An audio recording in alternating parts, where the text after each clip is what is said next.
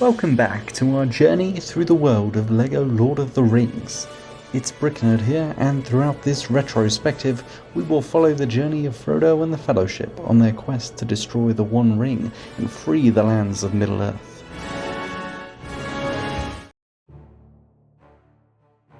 Our story picks up at the Tower of Orthanc, where Gandalf finds that his once friend Saruman has succumbed to the forces of darkness. This is set number 79005, named The Wizard Battle, and it depicts the throne room of Isengard where our two characters, Gandalf and Saruman, face off. Like the first set we looked at, Gandalf Arrives, this is another set that was designed to fit into the $12.99 price bracket. Its small size makes it a nice desk display, doesn't take up too much space. This was released in the second, smaller wave of Lord of the Rings sets that came out in summer 2013. And interestingly, this set was packaged in a small square box, as opposed to Gandalf Arrives, which was in a small rectangle box. Interesting note.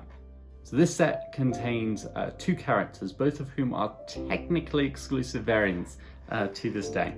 So this version of Gandalf is now stripped of his cloak and hat, and instead he is given this long grey hairpiece, first designed for Albus Dumbledore from the Harry Potter series, as if there weren't already enough similarities between the two. Have the young man step forward. As you wish, Dumbledore. I'm Gandalf. It's pronounced Dumbledore. Dumbledore? No, Dumbledore. Thought you said Dumbledore. Vitruvius! All right, you gotta write all that down because I'm not gonna remember any of it, but here we go. Beyond that, the printing on the torso is the same as before, and Gandalf now features double-sided expression, or in this case, just an angrier set of eyebrows. And so Saruman also has a double-sided face hidden behind his long beard, and I must say that this new mold is gorgeous. It perfectly captures the look of the character, and the printing is a much-needed bonus. This piece will pop up again later on in this retrospective, but we'll get to that later on. Saruman fortunately does get a crisp white cape, which adds a lot of depth to the figure, even if it isn't the most accurate depiction of the White Wizard's robes. So like I mentioned earlier, this set represents the throne room inside the Tower of Orthanc, and as the designers were concurrently working on a much larger version of that structure, which we'll see later, the two share several design similarities. The most obvious of these is the two lamps on either side of the throne. They are identical builds to the lamps seen in the set later on.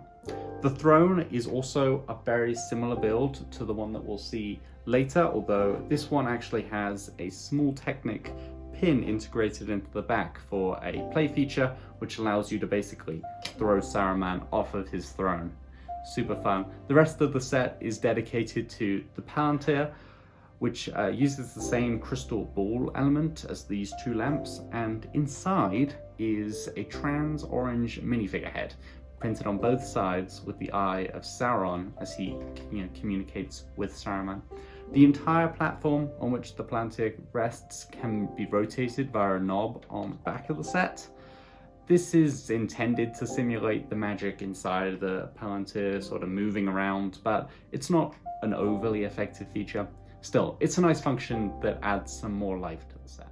Well, most of the pieces that make up the set are extremely common in the LEGO catalogue. There are a few surprising rarities among them.